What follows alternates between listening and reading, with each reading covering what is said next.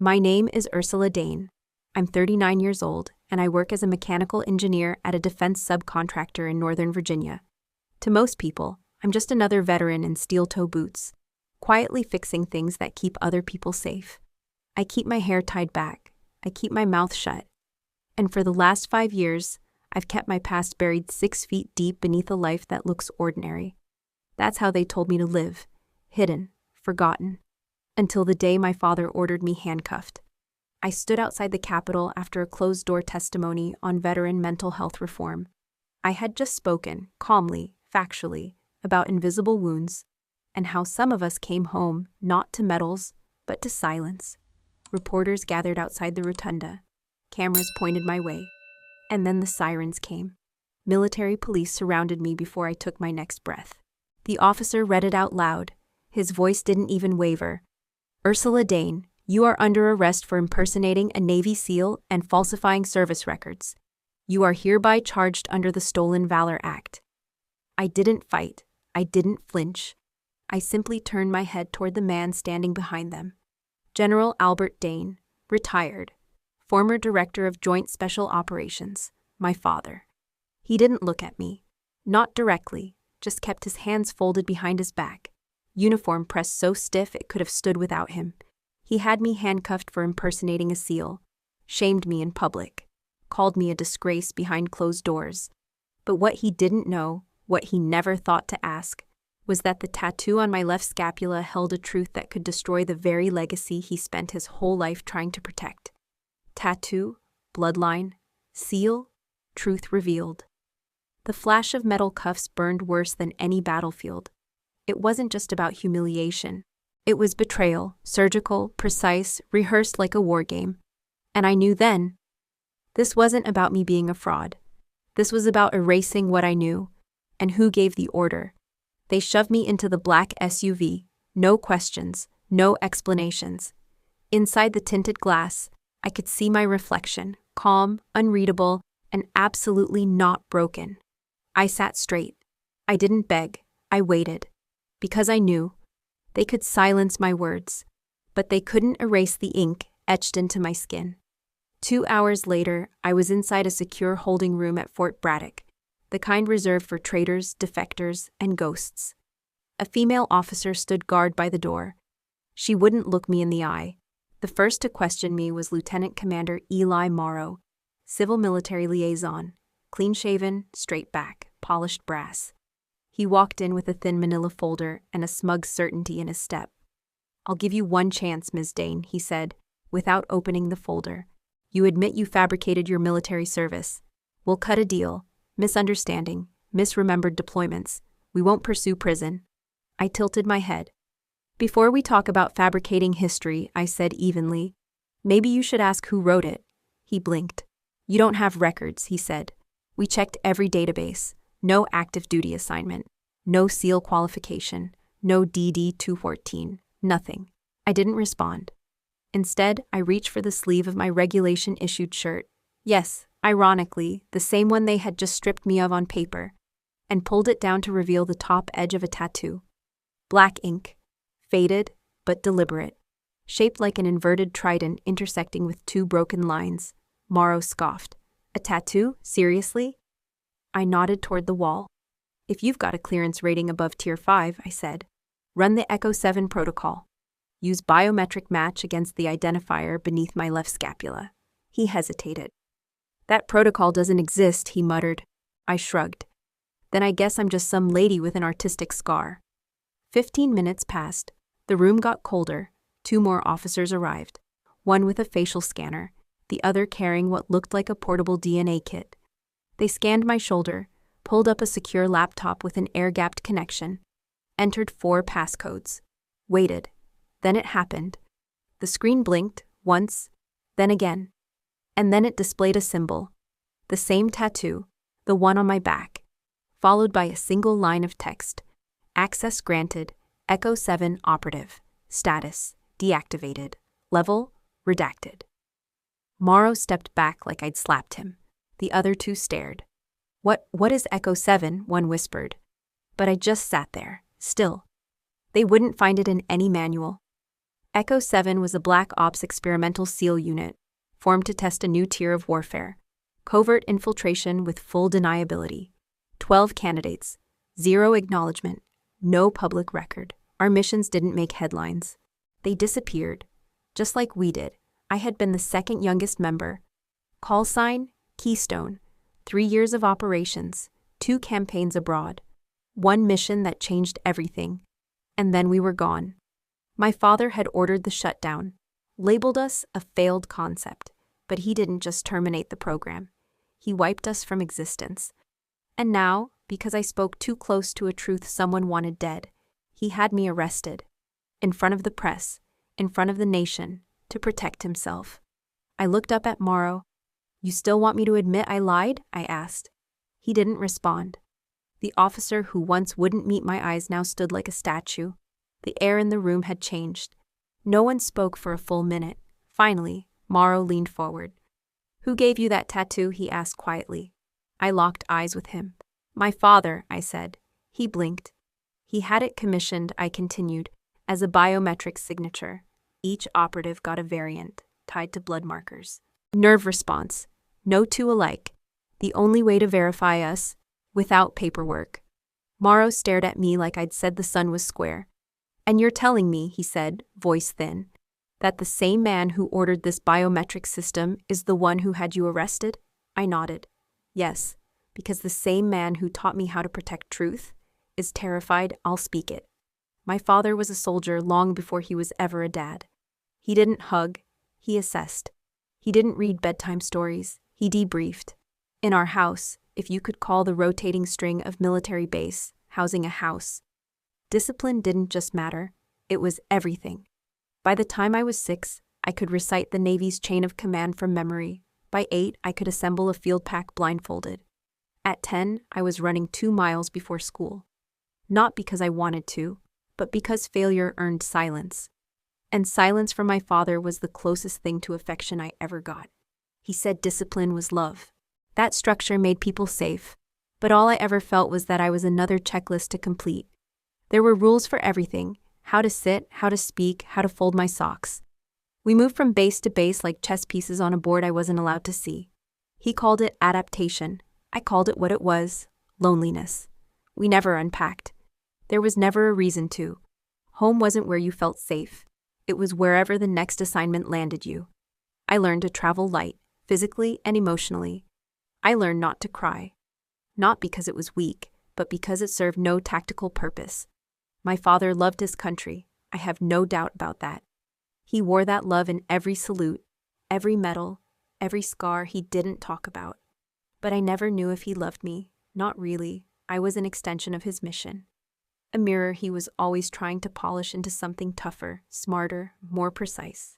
When I scraped my knee on the training course he built in our backyard, he didn't offer a bandage. He handed me a stopwatch and said, "Again."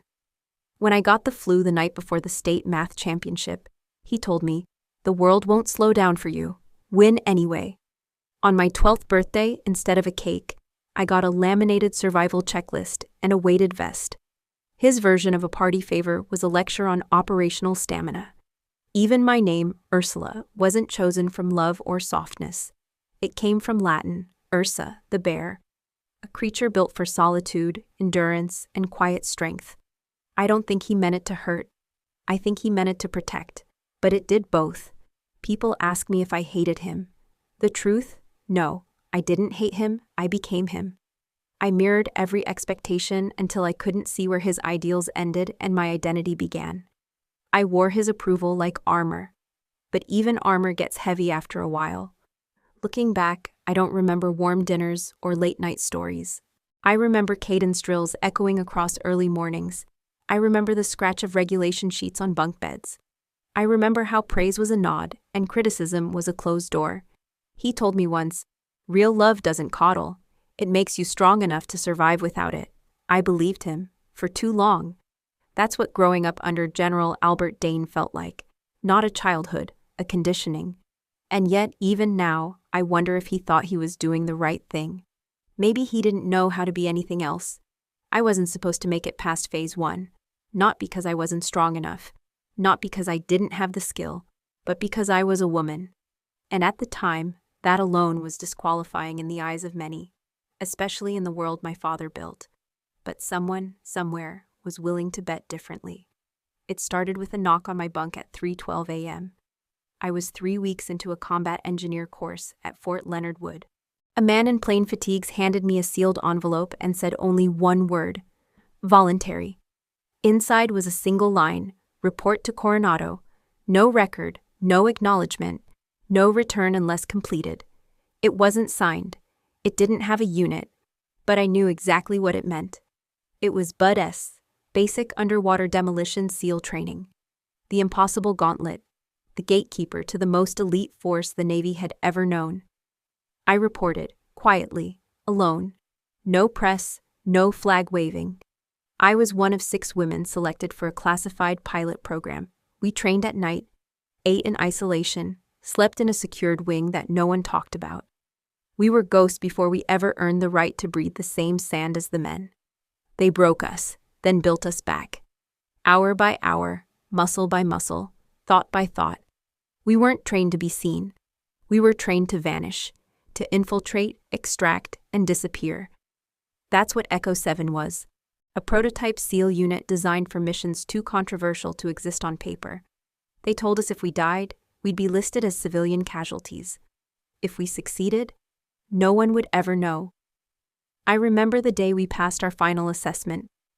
We stood in a concrete room under red lights. No ceremony, no applause. Just a small table with black patches. No name, no rank. Only a symbol. A broken trident inside a ring of silence. That was our badge. A badge without a name. We were told to sew it into the inner lining of our gear. Never on the outside, never visible, never spoken of. I didn't care. I didn't need the world to clap. For the first time, I felt real. Defined not by my father's shadow, but by my own grit. And then came the briefings for Operation Lifeline Dust. We were told only what we needed to know. A high-value target embedded deep in disputed territory. American hostages potentially at risk. Intelligence shaky, but urgent. The op required surgical precision, fast, silent, deniable. 12 of us were deployed, all Echo 7, no backup, no extraction guarantee. If it went south, we'd be written off. I wasn't afraid. I'd been preparing for this my whole life. I was a soldier now, not his daughter, not a symbol, not a story, just capable. But when the mission went wrong, and it did go terribly wrong, there were no calls made, no emergency protocols activated. And when I finally made it home, the world looked at me like I was lying. Because Echo 7 didn't exist, because the operation was denied, and because the man who could have confirmed it, the one person who knew what I was, stood silent. My own father. He gave me the discipline to survive, but not the name to be believed. We were wheels up at 0200, 12 of us, no insignia, no records. Just black gear, encrypted comms, and a single satellite ping we had to reach before sunrise. The mission was simple, they said. Get in, confirm, get out. It always sounded simple on paper, but paper doesn't bleed. We dropped into northern Afghanistan by halo jump. Altitude was high, winds were worse. One of our team, Lewis, sprained her ankle on landing. She taped it tight and kept moving. No one quit on Echo 7. We moved silent through a ravine, following coordinates to a compound reportedly holding 2 American aid workers. Intel said low security, minimal resistance. The intel was wrong. The compound was wired, too clean, too quiet. I felt it before I saw it. A child's toy on the front step, perfectly placed. No dust, no wear. Booby trap. The first IED hit the rear flank. We lost contact with Bravo team. Shay screamed over the comms that Rodriguez was down. Then the second blast hit, closer this time. Static drowned out everything else. My ears rang so hard I thought I was underwater. We split instinctively, 6 in, 6 out. I took lead on the eastern wall. We breached, found no hostages, no enemy combatants. Just a room with 12 chairs. Empty, waiting. It was a trap. They'd built it for us, designed to look like a rescue op, just credible enough to activate a ghost unit. They wanted us to come. We were the target. By the time we realized it, 3 of us were already dead. Rodriguez, throat shredded by shrapnel. Miles, shot while covering extraction. Nguyen, stepped on a secondary mine while pulling Lewis to cover. I took a hit to the side, rib cage, lower lung. Couldn't breathe right for days. I crawled with one arm, dragging my rifle and half my body through a trench of dust and blood. For 4 weeks I stayed alive in terrain that didn't want me. Ate what I could steal. Drank rainwater from tarp corners and boot prints. At night, I slept with a knife in my boot and a fever climbing high enough to make me hallucinate. They hunted me, local militia, foreign contractors, maybe even some who wore the same uniform I once did. I stopped trusting insignias. I stopped trusting radio signals. Everything felt like bait. I made it to a supply station on the edge of Herat by sheer accident. A medic took one look at me and said, "Jesus Christ, are you real?" He called in a medevac. They patched me up, sent me home. I landed in DC 2 weeks later, half my weight and carrying pieces of 3 people in my memory I would never forget. But when I reported in, gave my unit number, my operation tag, even my Echo 7 badge, they told me no such mission had ever been authorized. They told me my unit didn't exist. They said I had never deployed. I remember sitting in that office, still stitched up and bleeding through gauze, while a junior officer tried to hand me a clipboard for a post-service counseling referral. I didn't scream. I didn't flip the desk. I just looked him dead in the eyes and said, "Then who the hell died out there with me?" He had no answer, and from that day forward, I stopped looking for one. I found the signature 3 months after I got home. It was buried inside a redacted file I wasn't supposed to access, one that came to me anonymously through a proxy I'll never name. It was a deactivation directive, stamped top secret, Executive Defense Authority, dated 10 days after Lifeline dust went sideways, and signed, General Albert Dane, my father. He hadn't just known about the operation. He'd shut it down, erased it, nullified every trace of our existence.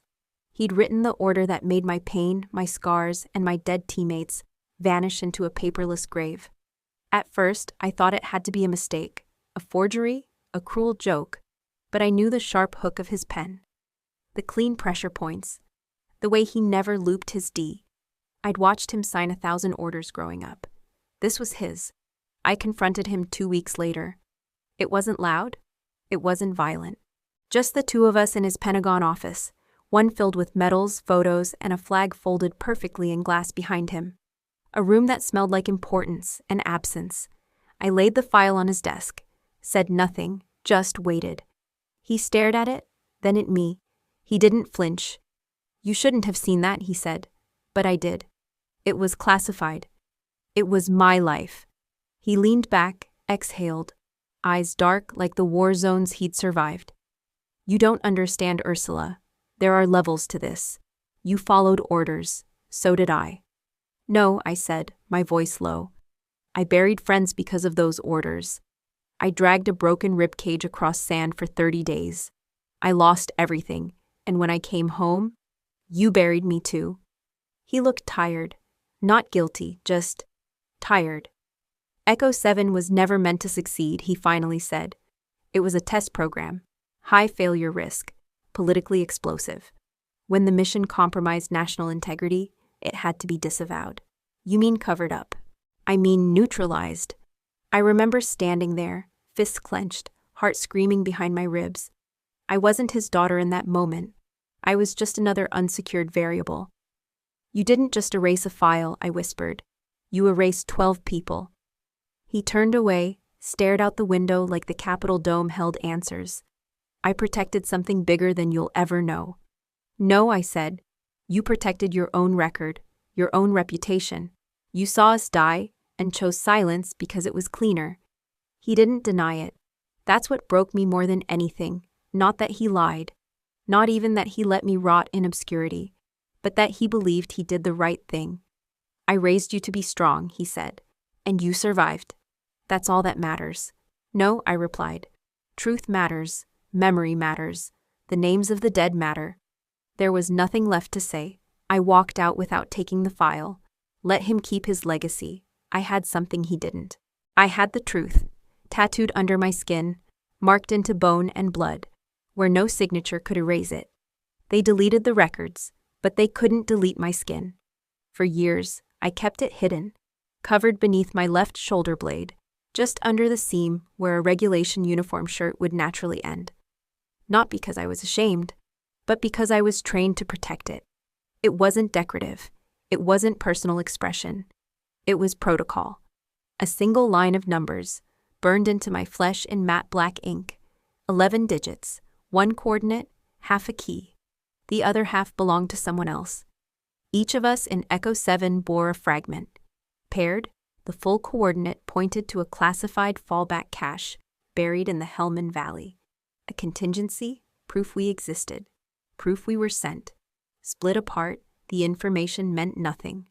Together, it was undeniable. We called it the Covenant Code, our pact. A silent rebellion against the erasure we knew might come. I didn't know who held the other half of mine. That was intentional. Redundancy, security. Layers of separation in case any of us were compromised. All I knew was that if I ever found the match, I'd find the truth.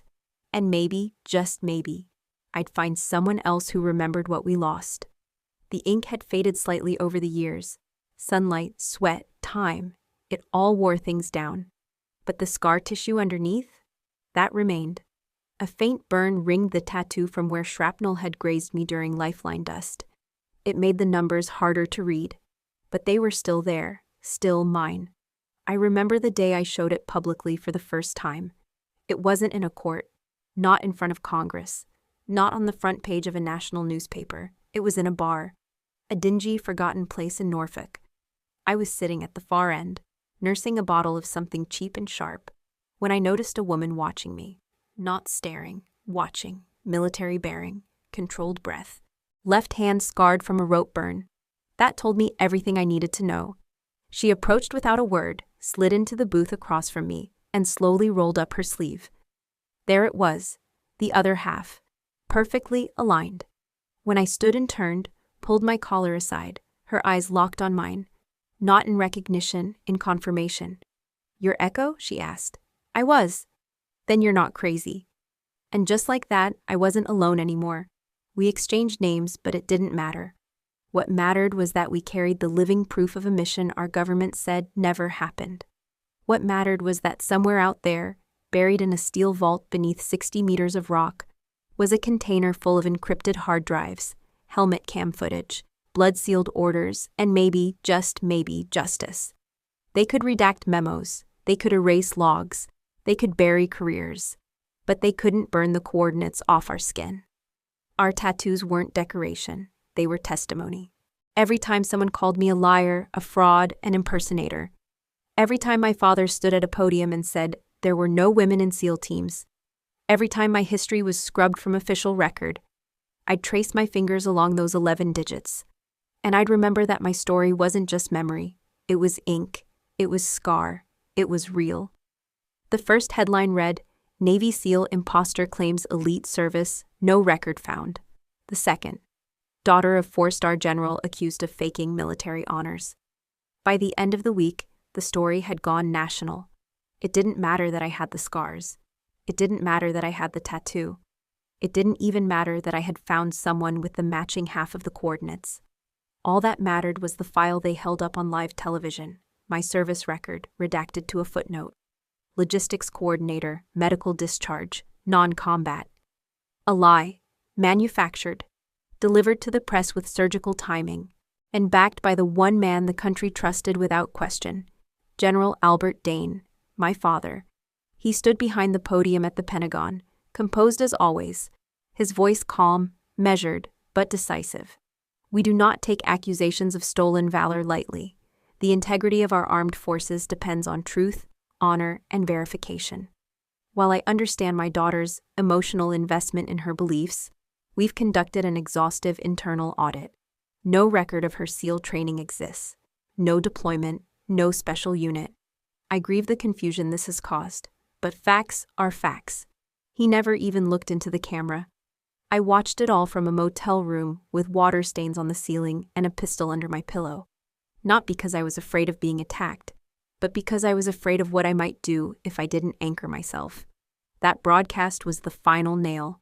Suddenly, I wasn't just a forgotten soldier. I was a fraud, a disgrace, a punchline on late-night shows. She says she fought with ghosts. Turns out she just sees them. They called it a mental break. PTSD-induced fantasy. Some said I'd fabricated the whole unit as a way to impress my powerful father. One commentator said, "You'd think the daughter of a general could find a better lie." They didn't just question my credibility. They dismantled it. Veterans groups denounced me. Online forums swarmed with hate.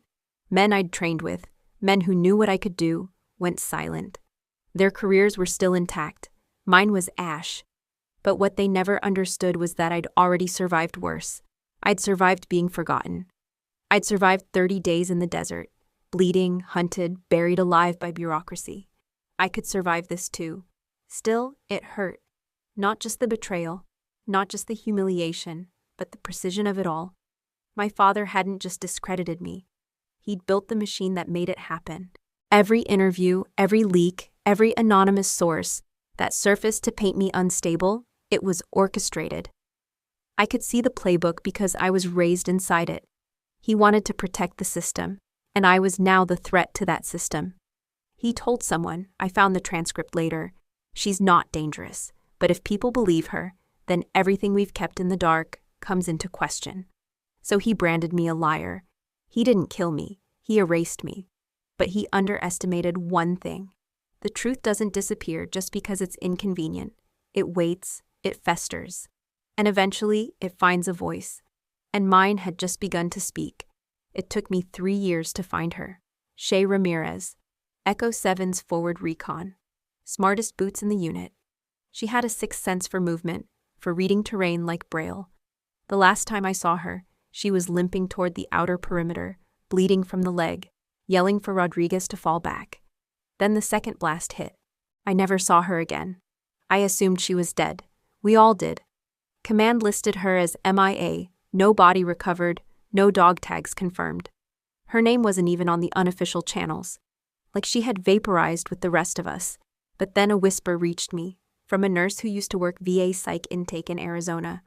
A quiet, coded message. Said she had a patient who never used her real name, but mumbled about Echo 7 in her sleep. Said the woman had scars down her spine like burn marks, and a tattoo she never let anyone see. My heart stopped. I drove 18 hours without resting. When I reached the clinic, it was dusk. The building was plain, isolated, and guarded by layers of silence more than security. They let me sign in as family. I didn't correct them. She was in room 214. I knocked once. No answer. I opened the door slowly, and there she was. Alive, hair shorter, shoulders thinner, eyes haunted. She sat cross-legged on the floor, rocking slightly, watching static flicker on a small TV that wasn't plugged in. I crouched beside her, my voice almost broke. "Shay?" She blinked, looked at me like through fog. Then, slowly, her eyes sharpened. Recognition flickered, her lips parted. "You made it," she whispered. We sat in silence for a long time. There were no speeches, no apologies, just breath and memory and the cold weight of survival neither of us had expected. Later that night, she let me see it. She unbuttoned her sleeve, trembling, and turned her arm to reveal the ink. Faded, fractured by scar tissue, but unmistakable. 11 digits. The second half of mine. I turned, pulled my shirt down across my shoulder blade, showed her mine. She reached out, touched the numbers. For the first time in years, she smiled. It was cracked and quiet, but it was real. "We weren't crazy," she said. "No, we were buried." We spent the next 3 hours piecing together the truth. Literally, we wrote down both halves on the back of a medication form and matched the sequence. The full coordinates led to a grid in Helmand, outside the known NATO operation zones, a dead zone, the perfect place to hide an off-the-books cache. But it wasn't just the location that mattered. It was the timestamp encoded next to it. 0429 Zulu, April 29th, the day we were dropped in, the day we were supposed to be extracted. The timestamp confirmed what we always knew. They'd planned the withdrawal, and they left us anyway. "Why would they do it?" Shay asked. I didn't have the heart to tell her yet, that it was my father's signature on the kill order, that the man who trained us from childhood had been the one who sealed our silence. That truth would come later. For now, she needed one thing: to know we hadn't imagined it, to know her pain had meaning, that her scars weren't madness, that our story was real. Before I left, she pressed something into my hand, a flash drive. "What is it?" I asked. "Helmet cam," she said. "Mine, from that night. It's broken, but maybe you can make it talk again." I held it like a heartbeat. "Will you come with me?" She shook her head. "Not yet, not ready." "I'll come when the truth does," she said. I wasn't the one who leaked the footage. That part was out of my hands. A freelance journalist named Talia Krell got it first. She worked with a digital forensics lab in Boston. Her brother was a vet. He owed Shay a life. When I passed her the flash drive, I expected analysis, quiet documentation, maybe a buried report read by a few. I didn't expect it to explode. 48 hours after she decrypted it, the footage aired nationwide, uncut, unfiltered, unignorable. Night vision, gunfire, coordinates whispered in the dark. Female voices barking orders, blood, static, screams. And one word, clear as day. Echo 7, fall back. It was irrefutable. We existed. And we were left behind. What followed was the storm I'd spent years bracing for, but even I wasn't ready for the scale. The country split in two. One side called me a hero, a whistleblower, the face of women in covert combat who'd been erased by policy and pride. Hashtags exploded. Pasi Echo 7 was real, and Raksh believe Ursula, and Rahar, truth has scars. Veteran support groups demanded hearings. Female service members posted their own scars in solidarity. A senator called for an emergency review of Operation Lifeline dust and questioned who had the authority to bury it. But the other side? They came with fire. They called the video AI-generated, deep-fake propaganda, foreign disinformation.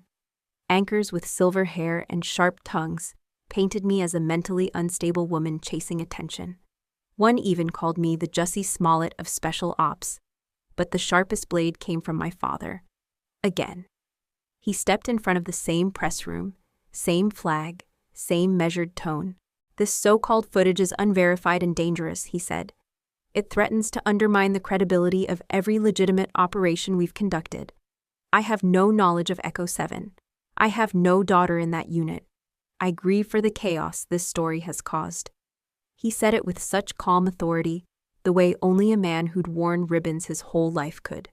To some, it sounded like order. To others, it sounded like betrayal wrapped in medals. They called it a family feud, a personal vendetta. Late-night shows edited together clips of my father and me, making jokes about Thanksgiving dinners with tactical drones. They didn't understand this wasn't about family. It was about the system. One built to protect secrets at any cost, even if that cost was daughters. A panel show brought on 2 generals and 1 psychologist. They questioned my mental health, asked whether imagined trauma could explain my certainty. One of them even had the gall to say, if these women really were part of a covert op, wouldn't they have just followed the chain of command instead of leaking to the media? I wanted to scream. But I didn't. I sat in my apartment, lights off, watching my name scroll under banners. Veteran or liar, Echo 7, courage or conspiracy. They debated me like I was a segment. But you know what kept me grounded? Shay. She texted me 4 words that night. We still have us. And that meant something. I wasn't alone. We weren't ghosts. We were fire, waiting for oxygen. And now the world had seen the first spark. The courtroom was sterile, cold, polished to the point of reflection. You could see yourself in the floors if you dared to look down. I didn't. Instead, I looked ahead, to the men in uniform seated behind the long desk. Their medals caught the overhead light. Their expressions didn't. No cameras, no press. Just ranks, folders, and silence. I stood alone. Not as a daughter, not as a soldier, but as something more dangerous, a witness with evidence. My opening was simple, deliberate. I am Lieutenant Commander Ursula Dane, SEAL Echo 7, service number redacted, but biologically verifiable.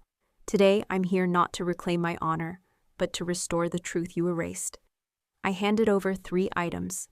First, a sealed envelope from the Department of Naval Operations Archives, forced open through a court-ordered FOIA exemption. Inside, deployment logs, heavily redacted, but one page still held a partial transmission. It mentioned Operation Lifeline Dust, and Echo 7 by name. Second, a medical scan from Shay's attending physician. Embedded beneath her epidermis, a biometric ink tracer, encoded GPS coordinates, precisely matching the ones on my shoulder. The scan included heat signatures confirming the ink was metabolized through direct bloodstream interaction, standard for covert seal authentication. Third, a signed affidavit from the systems engineer who built the biometric verification terminal in the West Coast Command Center. She testified, under oath, that my scan matched a now-deleted Echo 7 entry ID'd under the name Dagger 7. A call sign that had been registered only once, to me. For a moment, the room didn't breathe.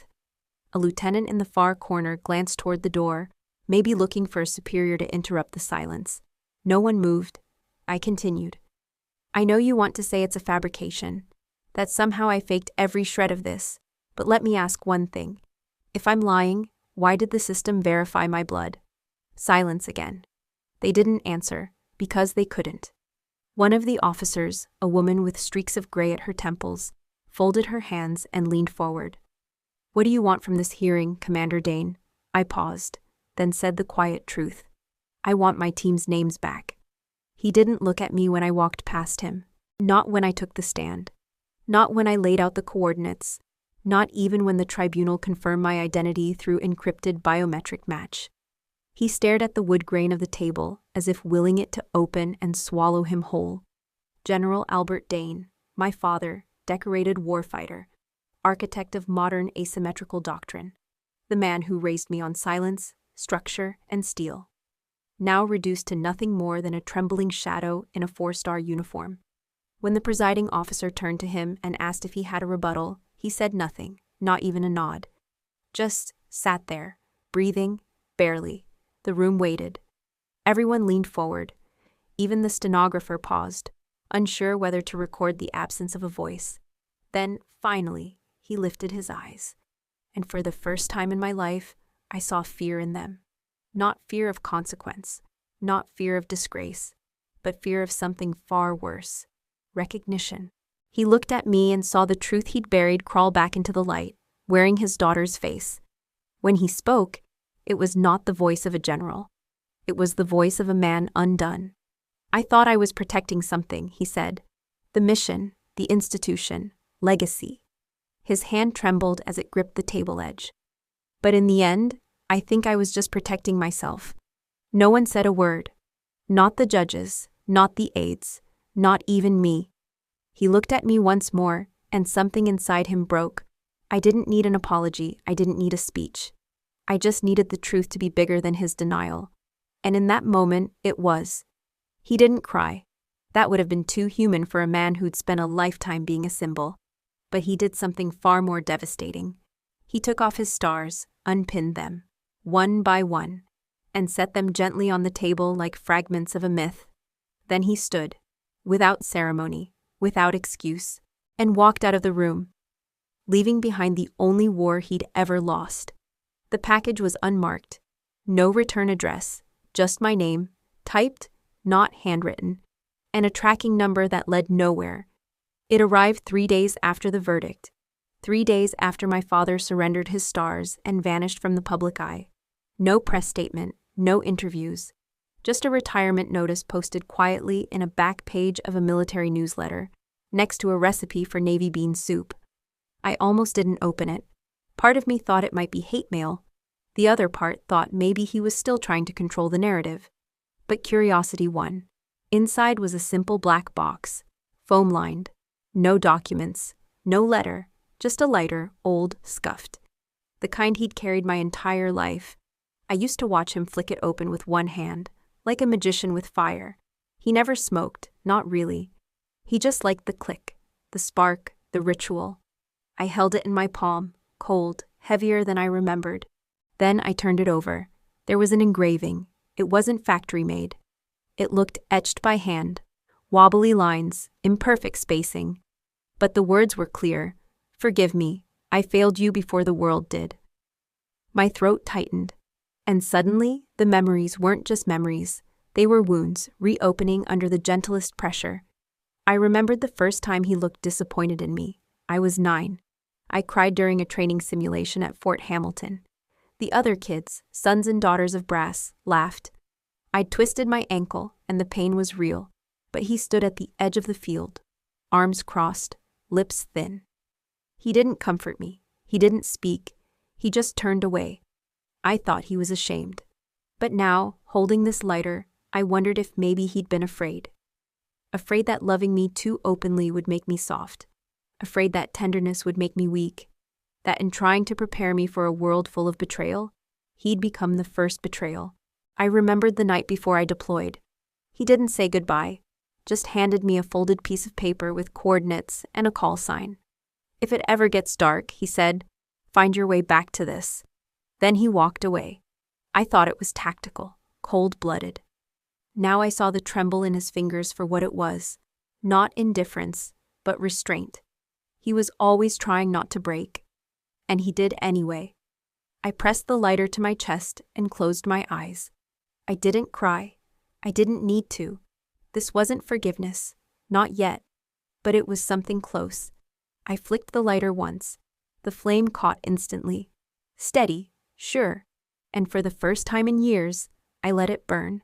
Not to destroy, but to remember. Because sometimes the deepest revenge isn't exposing a lie. It's surviving it. And choosing to live without becoming it. They offered me a medal. It came in a velvet box, with a citation signed by people who had once erased me. They called it a rectification of oversight, and a symbol of restored honor. I didn't take it. Not out of anger, out of principle. You don't get to bury the truth and then hand it back wrapped in gold. That's not restitution. That's PR. So I left. Not in disgrace this time, not in chains. I walked out on my own terms, head up, name intact, no parade, no speech, just breath. For the first time in years, I felt it move through my chest without weight. But I wasn't done. There were others like me. I started with a list, names whispered over coffee in basement bars, in therapy circles, in hushed phone calls from VA offices that didn't want to be on record. Men and women whose missions had never made the news, whose dog tags had been turned to ash by bureaucracy, who carried scars with no country to belong to. I called the organization Sable Line. The name came from the blacked-out line on a report that nearly cost me my life, the one that said Echo 7, redacted. Now it meant something else. Now it meant you exist. You matter. You still have a name. We operated out of a small office above a mechanic shop in Virginia Beach. 1 fax machine, 2 laptops, and 3 of us, me, Shay, and a Marine intelligence officer named Marcus, who'd once been told, "Your service never happened." We started by documenting the undocumented. We listened to stories. We gathered records. We taught veterans how to file sealed disclosures and demand acknowledgement under whistleblower protections. It wasn't glamorous work. It wasn't fast. But it was real, and it grew. By the end of the first year, we had 63 cases under review by the Department of Defense. By year 2, Congress had scheduled its first closed-door hearing on classified deployment trauma. I didn't speak at that hearing. I sent Shay. Because her voice mattered just as much as mine, and I sat in the back row, listening, not as a soldier, not even as a founder, but as a survivor. I used to think revenge meant watching the people who hurt you fall. Now I understand. Real revenge is building something they never imagined you could. It's refusing to disappear. It's giving others the tools to stay standing when the system tries to knock them silent. And above all, above medals, vindication, or apology, it's this. I still have my name. And no one will ever take it again. It wasn't official. There were no flags, no salutes, no memorial plaques. Just a rented cabin in the Blue Ridge, far from headlines and questions. A long weekend in October, when the leaves turned gold like quiet applause. We were 6 of the original Echo 7, 6 ghosts who'd once been written out of every record, now finally sharing the same air again. Without code names, without comms, without fear. Shay brought the coffee. Real coffee. Not the powdered rations we used to hoard like currency. Maya limped through the door with a cane carved from Afghan cedar, a gift from a farmer she saved during a mission the Pentagon never admitted happened. Lauren wore her hair gray now, not because of age, but because she said she was tired of pretending to be invisible. We hugged. Awkward at first, then real. We didn't talk about the operation right away, or the fire team we lost, or the days spent bleeding in the mountains, whispering each other's names like prayers over a broken radio. We made chili, played cards, laughed, softly at first, then louder until it echoed off the walls like gunfire turned to music. Shay laughed the hardest. She hadn't laughed in years. She said so herself, in the quiet after midnight, when it was just the two of us on the porch. "I didn't think I'd ever find this again," she whispered. "The sound of being human." I handed her my flask, just water this time, and we sat in silence, not the heavy kind. The kind that makes room for healing. No one asked why we were forgotten. We all knew the answer. It was easier to bury women than to explain why we'd been sent where no one wanted to admit we belonged. But we were here, alive, unrecognized, maybe, but unbroken. At dawn on the last day, we stood in a circle and pressed our palms together. 6 women. 6 halves of a story once split, now whole again. I looked around and saw more than soldiers. I saw architects of legacy. Not the kind that's etched in stone. The kind etched in scars. We didn't need a podium. We didn't need a medal. We had something rarer. We had each other. And that was enough. My name is Ursula Dane, and I stayed standing. Not because I was unbroken, but because I chose not to let the brokenness define me. I used to think survival was about toughness. That if I could just endure, just outlast the fire, I'd win. But the truth is, survival is softer than that. It's not grit. It's grace. It's knowing when to put the armor down and let the scars speak for themselves. And mine speak volumes. I walk now without fear. Not because I know what's coming, but because I know who I am when it comes. The world will forget our names again someday. That's how history works. It edits, it trims, it makes room for the next narrative. But I am no longer afraid of being forgotten. Because I didn't fight to be remembered. I fought to be real. I fought to prove, if only to myself, that I was here, that I lived, that I bled, that I mattered, not as a daughter, not as a soldier, but as me. When my father left that courtroom, he took silence with him. I haven't heard from him since. No letters, no more lighters, no more shadows, just a single absence that no longer has power over me. And maybe that's the real ending, not some dramatic confrontation, not vengeance, not reconciliation, just space. Space to be, to breathe, to build something in the wreckage and call it life. They still ask if I want a statue, a ceremony, a headline.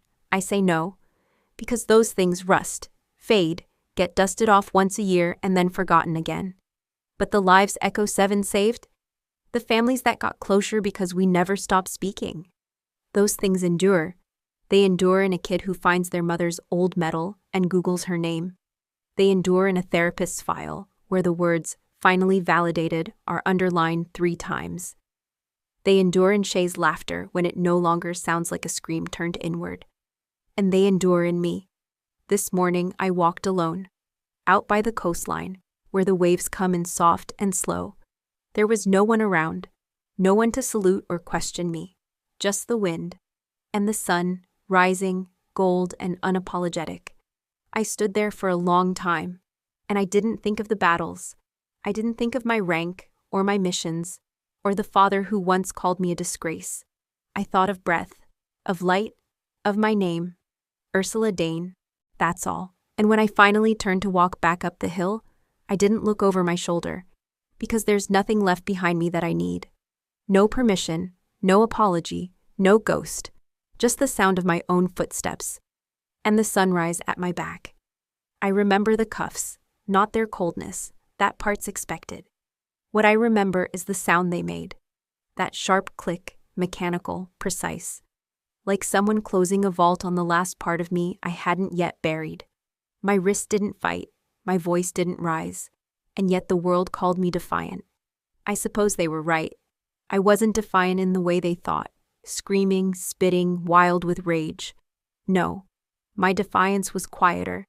It was in how I stood, how I looked my father in the eye when he gave the order, how I didn't flinch when the flashbulbs captured the image they'd sell on every channel, disgraced woman impersonating Seal, caught by her own father. A cleaner narrative, easier to package. They didn't know the truth was etched in my skin, that the tattoo on my shoulder wasn't decoration or rebellion or fraud. It was a coordinate, a code, a promise, half of a secret. The rest, held by women whose names never made the rosters, whose medals were handed to others, whose silence was mistaken for absence. They said I impersonated a seal, but I was one. I just didn't come with the version of heroism they liked. Too quiet, too messy, too real. They wanted stories that ended in flag-draped coffins or promotion ceremonies, not surgeries in field tents, or missions that dissolved into black ink on reports. I bled for my name. And then I watched as it was erased, letter by letter, order by order, lie by lie. But here's the thing about names. You don't keep them with paperwork. You keep them with memory, with the way others say it when they think of you, with the weight it carries long after the shouting ends. I am Ursula Dane, and I was arrested on national television because I refused to let my name be stolen.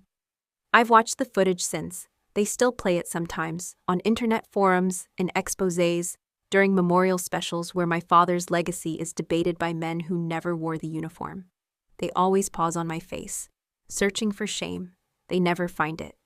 What they miss is what happened next, what came after the flash, after the headline, after the chains. What came after was truth, revealed not in courtroom speeches or news cycles, but in the quiet, in veterans finally finding their records, in a girl tracing the tattoo on her aunt's shoulder and asking, "Were you one of them?" In Shay's laughter, in Maya's cedar cane, in my morning walks by the water, each step a chapter they never wrote down. I don't regret the arrest. I don't regret the silence that followed, because I know who I am now, not just in uniform, not just as a daughter, not even as a survivor, but as a keeper of truth. And no matter how much they try to redact or spin or bury, that's something they can never cuff again. The room is quiet. No uniforms, no medals, no gavel pounding against wood. Just me and the mirror. I sit in the middle of my apartment, bare walls, one chair, one overhead light. A space stripped of decoration, of distraction. A space that holds only what cannot be erased. I roll up the sleeve of my cotton shirt, slowly, as if the movement itself matters, and there it is, the tattoo. A faded black coordinate inked near the top of my shoulder blade. A line of numbers, uneven, imperfect, stretched across old scar tissue. Most people wouldn't know what they were looking at. They'd see a relic, maybe a regret. But I know better. It's a map, a confession, a resurrection. That mark has outlasted files, tribunals, and silence. It has survived weather, sweat, and betrayal. It's changed with me, dark once, now softer, like a secret that's grown comfortable being known. I reach up and trace it with my fingertips, not with pride, not with pain, just acknowledgement. This tattoo once split me in half. Half the truth I carried, half the truth Shay did, half of a life lived in the dark. Now, it's all here, unified, whole. The world thinks justice happens in headlines or courtroom victories. But justice, real justice, is this. Being able to sit in silence and not flinch. Not wonder if you're still invisible. Not wonder if you're still a fraud. Just breathe. I tilt the mirror slightly. Light catches the ink. It gleams for half a second, like the sun remembering something. I smile. Not because I won, but because I lived. The truth didn't save me. I saved it. And it stayed. Through missions denied. Through family fractured. Through a name dragged and nearly erased. The truth stayed. Not because the system protected it, but because I refused to let it go. They thought they could burn it. But the body remembers. And so does the skin.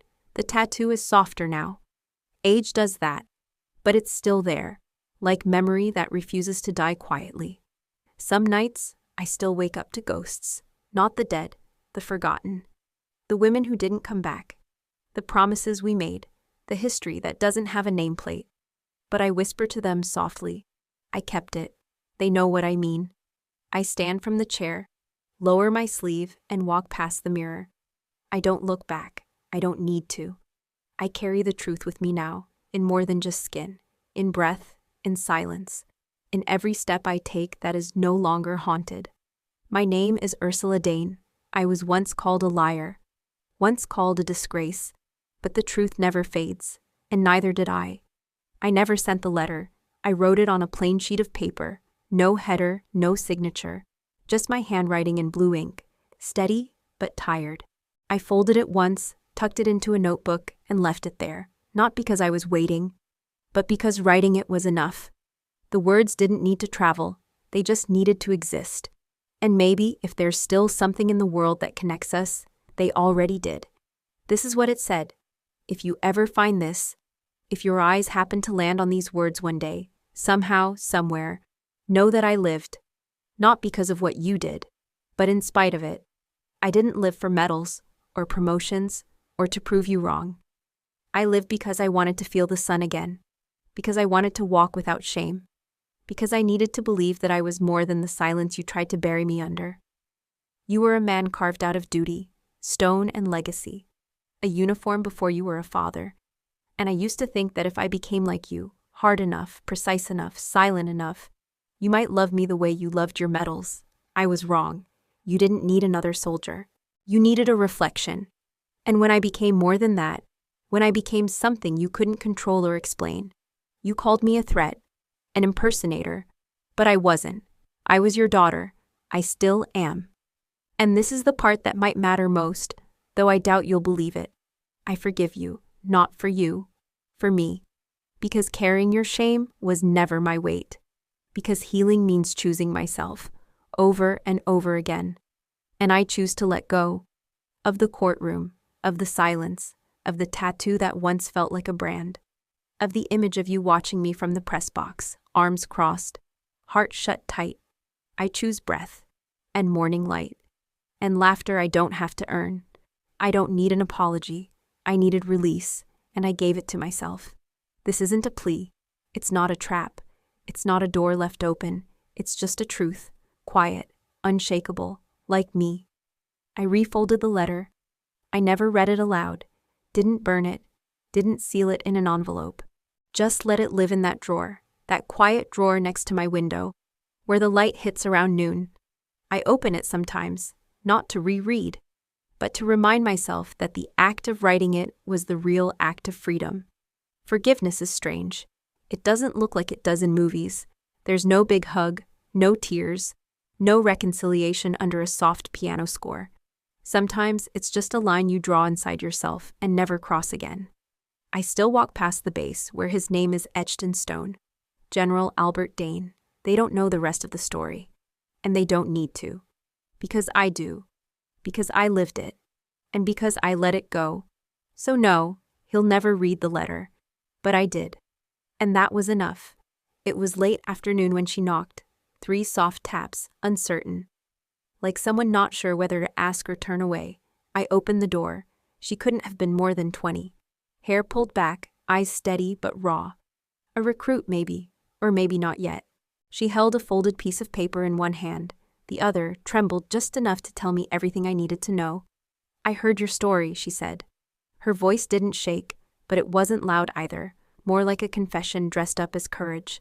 I want to fight for something real, something bigger than me. I want to serve, but I don't want to disappear doing it. I stepped aside without a word and let her in. We didn't sit, didn't rush. She glanced at the wall behind me, bare except for one photo. Echo 7. The one they didn't think to erase. Our faces half-shadowed in the sun, uniforms dusty, eyes fierce. Are they still around? She asked quietly. Some, I said. Some found other names. Some built new lives. One of them finally started laughing again.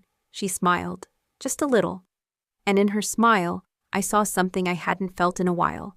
Not admiration, not apology, not even hope. Just continuation. Like the story didn't end with me. Like maybe it wasn't meant to. I asked her why she really came, She didn't hesitate.